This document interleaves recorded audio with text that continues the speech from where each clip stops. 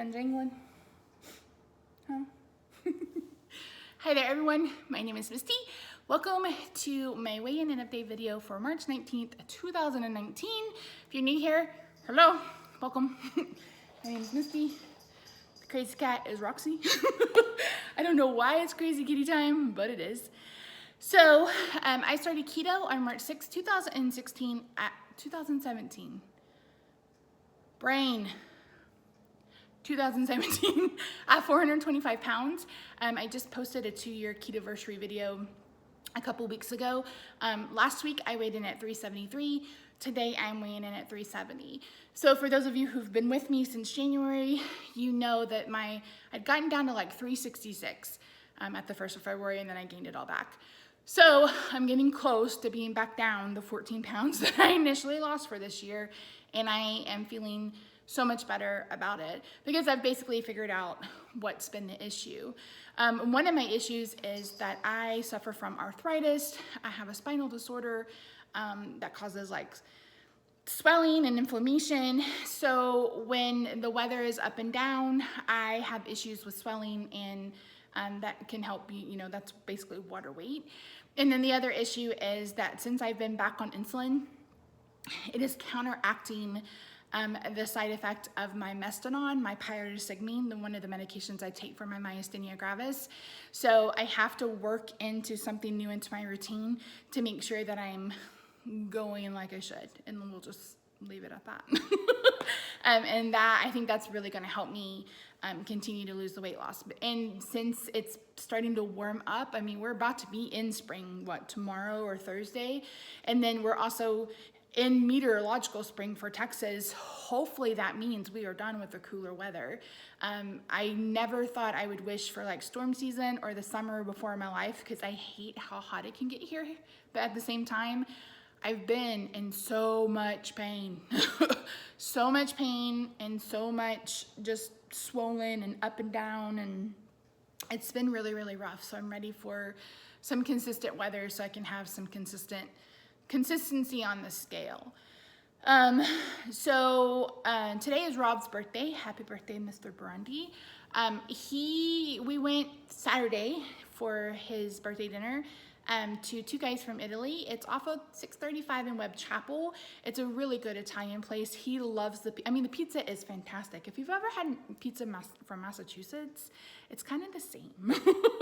It's so good. It's just different. The dough is really great. They cook it in an oven. It doesn't go on a conveyor belt. They use like real mozzarella. Anyway, it's really, really good. But I didn't eat any. Thank you very much. I took the opportunity not to derail my progress. Unfortunately, I had a salad and some meatballs, and unfortunately the meatballs kicked me out of ketosis. And that's okay. Sometimes that's going to happen.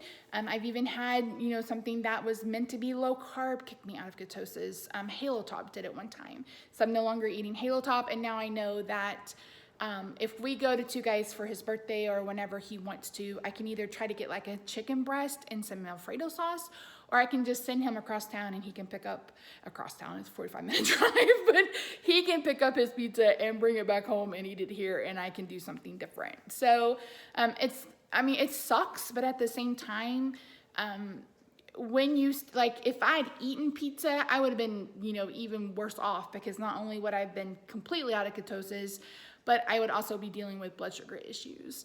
As far as the blood sugar issues, just faint. I was hoping that going back on insulin would kind of level things out, but it's not. So what I think I'm gonna have to start doing, I'm gonna have to get back on my schedule where I'm eating every 2 hours. That just keeps my blood sugars consistent throughout the day. And I mentioned this in my 2-year video, but that was long, so not a lot of people watched all of it. But if you are diabetic and you are struggling with your blood sugars and you're fasting, like intermittent fasting, stop fasting. Not everybody does well in a fasted state. So try the opposite. Try eating, you know, every 2 hours. And I don't eat, like, I'm not talking about like I eat a meal. I made some Fockers. The video is going up on Friday. and I'll have a couple of those with some cream cheese and some like bagel seasoning, or I'll have those egg bites that I got from Costco. I'll have those, or I'll have, what else have I eaten? Like I'll have just little bites throughout the day, but it keeps my blood sugar level. But the issue I'm having is the overnight. So I'm gonna give it a good honest try for a full 2 weeks, where I'm going to bed at a certain time and waking up at a certain time. And if that doesn't help, because I'm not going over 100 units of insulin overnight, I've already decided that's not gonna happen. So if I can't keep my fasting blood sugar down with that 8-hour window, then I'm gonna start waking myself up in the middle of the night and eating, you know, a couple macadamia nuts or something, just something I can grab real quick, you know, just kind of wake up, eat it, and go right back to sleep. So we'll see. That's the thing kind of about not only keto and weight loss in general, but also those of us who deal with chronic illnesses like diabetes or, you know, my myasthenia gravis. You're basically experimenting on your body. And unfortunately, sometimes you'll find something that works and it works well, and then all of a sudden it no longer works. And that's when I get really, really frustrated. So I'm trying not to let myself be frustrated. I'm not stressing over not being in ketosis. I could be now. I haven't taken my ketones again. I'm trying to do that on Wednesdays. I use a Keto Mojo meter. I have a link for that down below, and I have a review video if you're interested. I try to only do it once a week. So I just did it on Sunday, so I probably won't do it again until Wednesday to see if I'm back into ketosis. So I'm not concerned about that at all. I'm not concerned about the weight now that I've kind of figured that out. My focus now is back on, let's get the numbers down. It's like, if I have to be on insulin, it damn sure better work. And I'm gonna do whatever I need to do to figure out how to make it work. So one thing I'm considering doing, like I said, is the waking up in the middle of the night. The other thing is, I take Novolin N, and I think I shared that in the last video or a video before that, I don't remember. So there's kind of 3 types of insulin. There's Lantus and Levemir, I think is another brand or another name, which is a slow acting insulin. So you take it and it's like 12 hours later that you start seeing results. There's Novolin. It's called N or NPH. That's a mid-acting insulin. So you're talking about, you know, around 6 hours or so. And then there's Novolog. You'll mostly see it in a pen. This is a rapid-acting insulin. So within 30, 45 minutes, an hour, this has done something for your blood sugar. So I'm on the NPH overnight, and then I haven't been taking this during the day, but what I think I may have to start doing is taking like 20 units of this first thing in the morning when I wake up, and then that'll help my numbers stay lower during the day, because it's that damn fasting number that, I mean, the rest of the day, my numbers fluctuate maybe 1 to 2 points, maybe 3 at the most, but that fasting number gets me every time. So if you, like I said, if you are struggling, if you're, you know, diabetic and you're intermittent fasting and you're seeing an increase in your blood sugar numbers, stop fasting. Do the complete opposite, because some of us just don't do well in a fasted state. So, you know, if you have to eat every 2 hours, eat once an hour. Like I said, I don't do big meals. I do just like little bites throughout the day. And that does help keep that number consistent. Again, my issue is that fasting number. So yeah, other than that, I'm just keep on keeping on. I need to find a new neurologist. I'm over her. I'm so over her. I cannot be any more over her. So I'm going to talk to my doctor about it. I see him on the 1st, April 1st. I'm also going to reach out to one of the I think it's Dr. Tom MD that I follow on Instagram, just to see if he does telemedicine or if he can recommend somebody. And I'm willing to travel. So anybody in this area, like Dallas, Austin, Houston, Oklahoma City, Little Rock, like anybody in this kind of tri-state area or quarter state area or whatever, I'm willing to travel if I need to, as long as I have a really good doctor. I mean, I already drive 3.5 hours one way to see my endocrinologist. I don't mind. Well, Rob drives. I don't drive anymore. But I don't mind as long as it's a good doctor, because I reached out to her and she basically was like, it's not your mycophenolate, it doesn't cause hyperglycemia. And I'm like, what the fuck are you talking about? It was like, it's the side effect. It is a side effect. It's causing, and she was like, oh, I'm like, are all your other patients type 2 diabetic? It's like, it's like she doesn't ever remember who I am. And that drives me absolutely crazy. It's like, yes, you only see me every 6 months, but at the same time, you should at least read over my chart and know who the hell you're talking to. When I mean, my doctor sees my husband twice a year and he knows him, he talks to him about me. So it's like, you should still be able to recognize your patient. So I'm kind of over. That was kind of the straw that broke the camel's back for me. And I've been complaining about her since I very first started seeing her, but it's like, it is causing hyperglycemia. I don't care if 900 other patients you've seen haven't had any issues.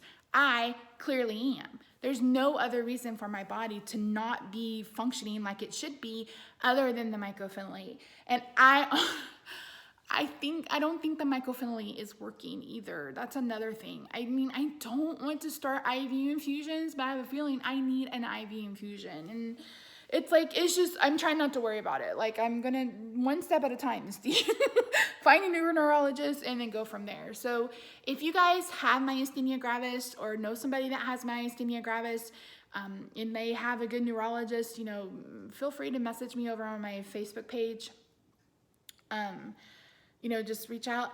And a lot of you message me with, you know, with people who like, you know, articles and stuff like that. I appreciate it so much.